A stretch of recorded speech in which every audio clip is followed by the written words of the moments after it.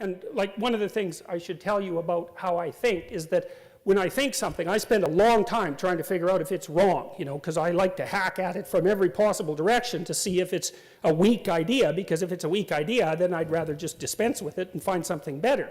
And I've had a real hard time trying to figure out what's wrong with that idea. It seems to me that it's pretty damn solid. And then the idea that, if you watch what people do in movies and so on, and when they're reading fiction, it's obvious that they're very good at identifying both the hero and the anti-hero.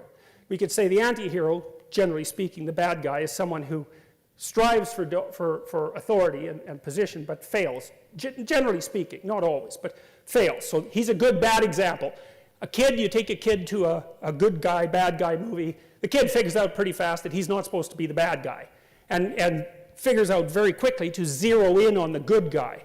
And that means that there's an affinity between the pattern of good guy that's being played out in the fiction and the perceptual capacity of the child. And one of the things I told my son when he was a kid, when I used to take him to movies that were sometimes more frightening than they should have been, but one of the things I always told him was, I never said don't be afraid, because I think that's bad advice for kids. What I said was, keep your eye on the hero, right? Keep your eye on the hero. And he was gripped by the movie and often quite afraid of them, because movies can be very frightening. So he just zero in on that guy and hoping, and you know what it's like in a movie, you hope that the good guy wins, generally speaking. And I mean, why do you do that? Where does that come from? You see how deeply rooted that is inside you. You'll bloody well go line up and pay to watch that happen. It's not an easy thing to understand, and it's so self-evident to people that we don't even notice that it's a tremendous mystery. And so, is it so unreasonable to think that we would have actually, over the millennia, come to some sort of collective conclusion about what the best of the best guys are, best of the good guys are, and what the worst of the bad guys are? And to me, archetypally speaking, thinking of that as the hostile brothers, so that's Christ and Satan, or Cain and Abel, for example, very common mythological motif, the hostile brothers. It's like, those are archetypes. It's like the Satan, for example, is by definition the worst that a person can be.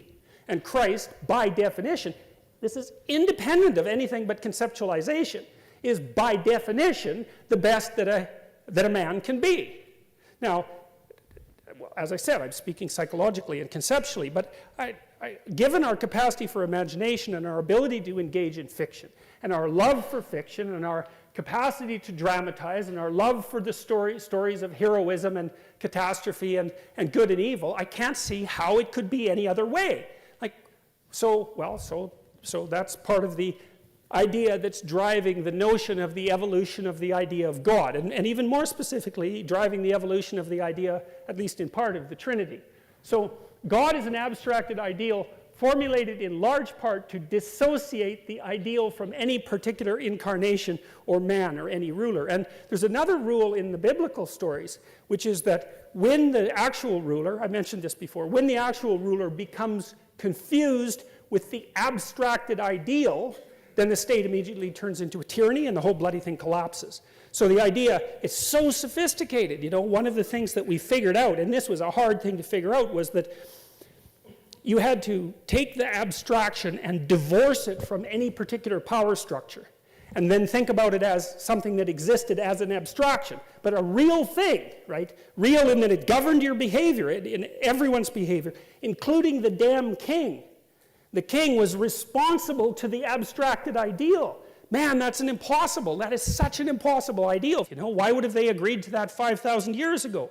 But one of the things you see continually happening in the Old Testament is that as soon as the Israelite, for example, the Israelite kings become almighty, the real God comes along and just cuts them into pieces, and then the whole bloody state falls apart for hundreds of years. It's I think that's a lesson that we have not thoroughly, consciously yet learned. It's still implicit in the narratives. We still haven't figured out why that's the case. Well, again, I think that's a real hard argument to dispense with. So, all right. So we looked at this a little bit. The Trinitarian idea is that there's a father.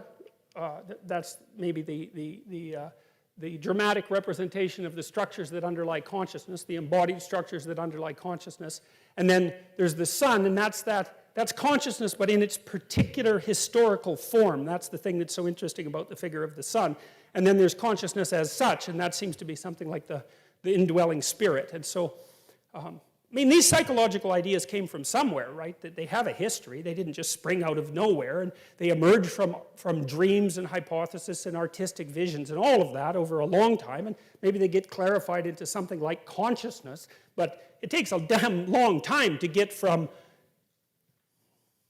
watching, you know, from two chimpanzees watching each other to a human being saying, well, we all exhibit this faculty called consciousness. I mean, man, that's a long journey, you know, that's a really long journey, and there's going to be plenty of stages in between.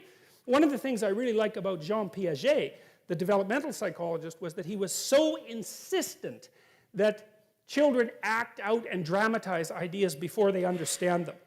And Merlin Donald, who was a psychologist at Queen's University, wrote a couple of interesting books along those lines as well, looking at the importance of imitation for the development of higher cognition in human beings. And so the notion that we embody ideas before we abstract them out and then represent them in an articulated way, I think is an extraordinarily solid idea. And I really can't see how it could be any other way.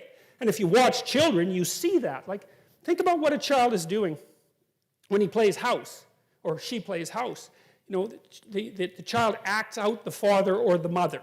But what's so interesting about it, and you think, well, look, isn't that cute? She's imitating her mother. It's like, no, she's not. That's not what happens. Because when your child imitates you, it's very annoying. Because you move your arm, and then they move their arm, and, you know, you move your head. They copy you. No one likes that. It's direct imitation. That's not what a child's doing when the child is playing. What the child is doing is watching the mother over multiple instantiations, and then extracting out the spirit called mother. And that's whatever is mother-like across all those multiple manifestations, and then laying out that pattern internally and manifesting itself in an abstract world. It's so sophisticated. It's just, that's what you're doing when you're playing house or having a tea party or taking care of a doll. It's not like you've seen your mother take care of a doll. You haven't seen that. It's that you're smart enough to pull out the abstraction and then embody it. And certainly the child is attempting to strive towards an ideal at that point. You know, she's not lighting her doll on fire, you know, or it's, well, with, you know, certain exceptions, but generally ones that we try to not encourage, right? So you see that capacity in children, and it's something we also know, that if children don't engage in that sort of dramatic and pretend play to a tremendous degree, that they don't get properly socialized. It's really a critical element of developing self-understanding, and then also developing the capability of being with others, because what you do when you're a child, especially around the age of 4, is you jointly construct a shared fictional world. We'll play house together, let's say, and then you act out your joint roles within that shared fictional world, you know, and that's a form of a very advanced cognition. It's very sophisticated, and I see that, and Piaget did as well, and so did Jung, and so did Freud, these brilliant observers, and also Merlin Donald, these brilliant observers of the manner in which cognition came to be. They noted very clearly that embodied imitation and dramatic abstraction constituted the ground out of which higher abstract cognition emerged.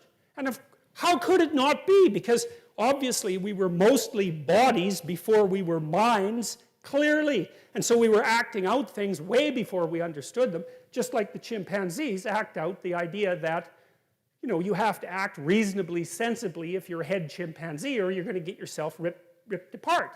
And you see that in wolves, because when wolves have a dominance dispute, you know, they puff up their hair at each other to look big, and they growl and bark, and they, you know, they're very menacing. And one wolf chickens out, rolls over, puts up his neck, and basically what he's saying is, yeah, I'm pretty useless, so you can kill me if you want to.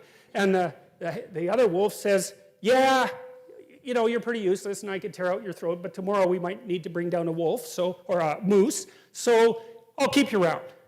And it's not like they think that, because they don't know, they don't think that. They act it out as a behavioral pattern. Then if you're an anthropologist or an ethologist, and you went and watched the wolves, you'd say it's as if they were acting according to the following rule. And that often confused me because I thought, well, do wolves act out rules? And I thought, no, no, no. A rule is what we construct when we articulate a behavioral pattern. Right? We observe a stable behavioral pattern, and when we articulate it, we can call it a rule. But for the wolves, it's not a rule. It's just a stable behavioral pattern. And so we acted like wolf troops or chimpanzee troops, all of that, and for untold, really untold tens and perhaps hundreds of millions of years before we were able to formulate that pattern of behavior in anything approximating a story or an image, and even longer before we could articulate it as a set of ethical rules. And I'm dwelling on this. I know I've repeated some of this before, but it's so important because, you know, there's this tremendous push, especially from the social constructionists, to make the case that ethics is arbitrary, morality is relative, there's no fundamental biological grounding in relationship to human behavior, especially in the category of ethics. And I think that that's, well, first of all, it's dangerous because that means that people are anything you want to turn them into, and you bloody well better be careful of people who think that.